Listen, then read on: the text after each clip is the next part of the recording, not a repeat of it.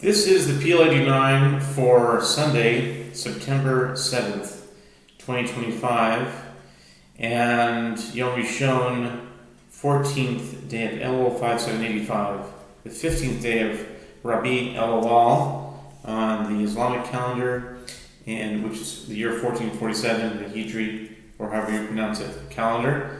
And this is the PL-89, a gematriatic quantum thought calendar, and it's a lunar and solar calendar, a daf yomi calendar, a Julian calendar, Islamic and possibly other calendars, lunar and solar, and most of all, it's a gematriatic quantum thought calendar, which means basically it's a long way of saying it's a theory of everything that is taking the form of a calendar, and the way to read the theory of everything is through gematria, through numerical equivalencies of anything and everything that are translated from words into numbers. And it starts by two calendars and recording the dates on each calendar, that namely the English and Hebrew calendar, the Gregorian calendar meaning September 6th, September 7th, and Elul 14th. What's also taken into consideration is the distance between the two. So for example, if we are on September 7th today, and it's the 14th of Elul today, then it's called a plus 7 or minus 7 respectively reality.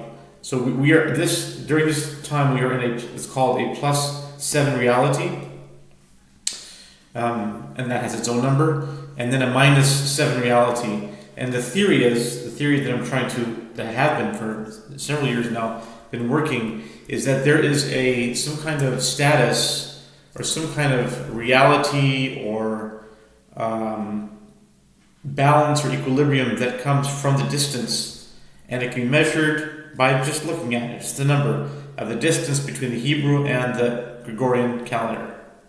And I've been notating and marking down and recording the differences since the start of this decade, which is 2020, maybe even before, maybe 2019. So I think this idea definitely predates Corona for sure. But I started practicing and putting into practice. The thought was for many years, probably since 2012. But when I started to put it into practice was around 2019. But from 2020 on, every month continually, it is recorded the difference. Like you go back to 2021 and you look at March and Adar, and you can see this was plus 7 reality, plus 4 reality, whatever it was. Like when Corona came out in 2020, March 14th, 2020, the reality was a plus 4. I think the Hebrew or the English, I think it was like a plus 4, if I remember correctly. But anyway, using those formulas, you take the two dates, you get the coordinates. So today is the 6th of September. 6th of September would be, 7th of September. Would be box Sunday, September 7th, 2025, right? Box 34 is on this calendar. And the coordinates are E5. E5 is 34. That represents September 7th. And Elul 14th, conveniently, is in box 14. 14 is a very interesting number in that whatever date you're in that month, it's going to be 14. That doesn't work that way with most of the boxes. It's only a few boxes that works that way, because this doesn't go 1, 2, 3, 4, 5. It's not a calendar like that. As you'll see, it starts at 8 and you add 9, and then you add 8 and then you add 9. For a certain reason, it's based on verses in the book of Leviticus, and I have covered it before, and will most likely cover it in future videos as well. It's 8 plus 9, and the cutoff point is 40, which means 40 is the place where it resets. So, for example, it goes 8 plus 9 is 17. 17 plus 9 plus 8 is 25. 25 plus 9 is 34. And then 34 plus 8 is, it would be 42, but since it cuts off at 40, it goes back and resets at 2 again. Kind of think of like a combination lock. If you have notch number 34 on that combination lock, and you have to spin 8 notches, you're going to pass 40. You're going to go to 2. It's exactly how this is made, and that's also for many reasons. 40. So it hits 40, and so it goes 8, 17, 25, 34. Then same process: 2, 11, 19, 28. It's just 8 plus 9 plus 9. Hitting 40 again, 36 and 5. 36 plus 9 would be 45, but it's 5. Okay, etc. And after you go through all the days, it doesn't matter what month you're in, whether it's a Hebrew calendar or a Gregorian calendar. It's the same. It's using the same boxes. So, for example, this cycle, which is based on Kochav Hama, in Hebrew it's called the star closest to the planet nearest the sun, which is a reference to the planet Mercury. And I'm making an effort to do that distinction because of the mythological deity of Mercury, the Roman mythological deities, and wanted to minimize that, and so I call it by the Hebrew name, and so that planet is said to orbit the sun in 88 of our Earth days. It's published in pretty much anywhere you look in terms of astronomical data and stuff, like encyclopedia, Wikipedia, whatever. Many places publish that. That 88 of our Earth days equals 1 year of, meaning revolution of an orbit of Mercury around the sun. And that's what this calendar is based on, for another reason, based on a verse in the book of Exodus concerning Moses. But back to the point, today is September 7th, box 34, coordinates are E5. The 14th of El is going to be D6. D6 is for 14. And what is special about 14? Here's where the gematriatic thought, computation or calculation or analysis or data mining techniques or methods come in. You take events, doesn't matter what they are, current events, events in your own life, events that are happening in your immediate social circle, surroundings, and you input the data, and then all those expressions get translated into a number using standard gematriatic ciphers, universal ciphers, not necessarily, there's many ciphers that you can use, and it's using just regular counting. Nothing fancy, it's just base 10, regular gematria, the universal arak, it's called arachi, meaning aleph is 1, bet is 2, gimel is 3, and then when it's yud, it goes by tens, and then when it hits kuf, it goes by hundreds. That's by far the standard throughout rabbinics in terms of gematria calculation. Now there are others, and some of the other gematria ciphers work extremely well and have very deep, secret, and hidden meanings, and that's more along the more esoteric and not as well accepted, not as universal. Like you might be familiar with ciphers like Atbash, substitutionary ciphers like Aleph and Taf are interchangeable, and Bet and Shin would be interchangeable. You have Al-Bam. There's so many ciphers. There's Miluim, like Mispar Gadol, where you fill out the whole letter. Aleph is not just a letter Aleph, it's Aleph Lamed Pei.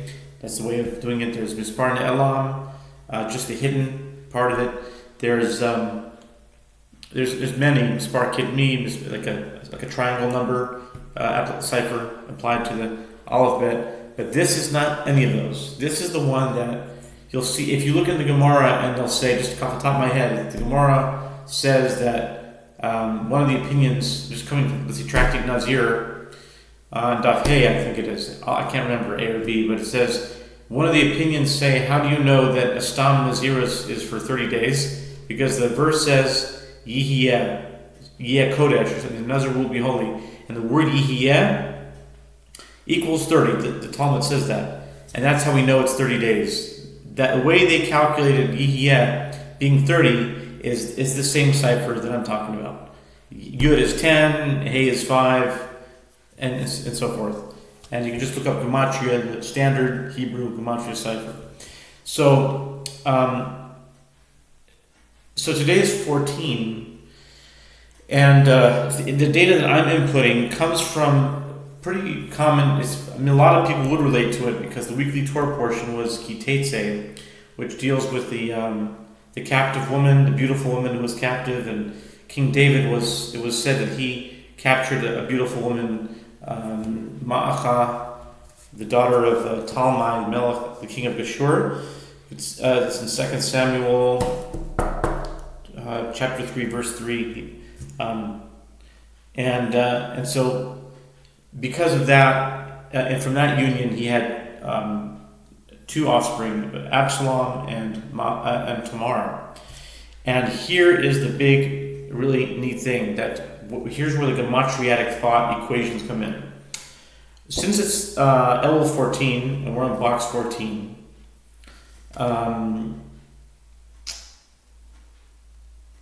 the Atbash, okay, I just said that I use the regular gematria cipher, but I'm going to break that rule right now. And sometimes I use Atbash. Sometimes I use any cipher. But in Atbash, gematriatic cipher, Tamar equals 14. Which is fascinating because in regular Hebrew gematria, David equals 14. And that's really, really important now because this came up, a very big thing now, with Tamar and this story with her half-brother and the tragic story of her, how she was violated by her half-brother Amnon. And so 14 came out today, and that's the Atbash numerical value of Tamar. So I didn't have control when the Parsha was, I didn't have control of what Tamar would be equal to, and this calendar, I'm just faithfully recording it, and I'm seeing that because it is Elul 14, we just passed this Parsha, and this name came up, and it equals that in the Atbash. Now, the big questions would be, why Atbash, number one?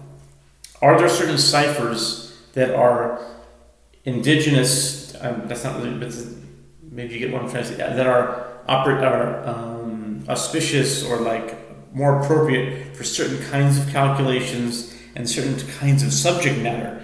In other words, if I took the subject matter of the story, the tragic story of Tamar, Amnon, and Absalom, so in the end they all got killed. I'm saying Tamar didn't get killed, but Absalom, from the time that his sister was violated, he was planning revenge because King David didn't do anything because I guess he loved Amnon or something. And I guess maybe Tamar was second rate because she was a daughter of a Gentile. Maybe, I don't know. I'm just guessing. But the point is that David didn't do anything after Tamar told David. So, according to the scripture. And so the question of why is speculation, but anyway, her brother Absalom did take revenge. 2 years later, he arranged a banquet, a party. Amnon was invited, and at the right moment, he had his servants. He said, "When I give you the cue, get him." And they killed him. They killed him at the party, and because of that, he went into exile. And he fled to his maternal grandfather, Talmai, the king of Geshur, and he sought refuge there and organized a rebellion against his father, David. And ultimately, he was killed by Joab. His hair got, as the story goes, his hair got stuck in a tree. He was riding his horse, and his hair got stuck in a tree, and basically Joab, I think it was Joab, thrust him through many times with a spear. And so so all that to say that this is happening. See, David is equal to 14 in regular gematria. Today's Elul 14, and Tamar equals 14 in Atbash, which means if you substitute a bet for a shin, and mem is a yud, right, and resh is a gimel. Then that's going to be 14. So that's really neat. That's really neat that this subject matter came up. There was a big thing yesterday, and the fact that it's showing up on this calendar today, gematriatically, is what I'd like to really draw out further and really say, okay, there's something we can do here with using gematria to find out if there's a correlation to subject matter that happens in a chronological order within reality. And so, and the ultimate goal of this is to provide a special data mining technology, as it were, for being catalytic or being instrumental in hastening the redemption, the Geula, and the coming of Messiah, son of David, talking in David. And so that's just for Elul 14. Now, back to the Gregorian calendar, which is 34. So see, it was based on 40. Remember how I described that it cuts off at 40? Well, there's another rule of 40. The rule of 40 is that any one of these boxes here, by the way, in English gematria, David equals 40. Very fascinating. David, D-A-V-I-D. D is the fourth letter, A is the first letter, B is the 22nd letter, I is the ninth letter, D is the fourth letter. Add that together, it's 40. Because it's about David, son of David, Messiah, son of David, 40, and we just read in the Torah portion about the concept of whippings, beating, and it says 40 whippings. Now, in the rabbinic translation, it's 40 minus 1. 40 minus 1, and what I heard, I didn't count it myself, I heard this from Rabbi Tovia Singer, that the word Mashiach appears in Tanakh no less and no more than 39 times, which is very fascinating because the whippings that's talked about in Parshat Ki Teitzei are 40, but we know rabbinically it's 40 minus 1. All throughout Talmudic literature it's called 40 minus 1. Okay, so it's interesting that 40 is David, 40 is the gematria of Goel in Hebrew, Gimel, Vav, Aleph, Lamed, that's 40. And yet, the word Mashiach is the way the rabbis call 40. They call it 39. They call it 40 minus 1. And so that's an interesting correlation. So the rule of 40 states that any one of these numbers, if you add 40 to it, it's the same family. So for example, let's just say we're in box 34 because it's September 7th today. So 34 is considered 74. Hint, hint, 74. Plus 74 is the gematria of gematria. Just let you know it's the gematria. Gematria. If you do that, it equals 74. So 114, 154, 194, 234, 434. 434 is a character. Is it 424 or 434? Yonadav ben Shema, he was the good, smart friend. That's another question I had. Why they called him the smart friend who advised Amnon to violate his sister, and he had orchestrated a way in order, a scenario for him to do that. I think it's 424, but it might be 434. I think it's 4. Let me check here.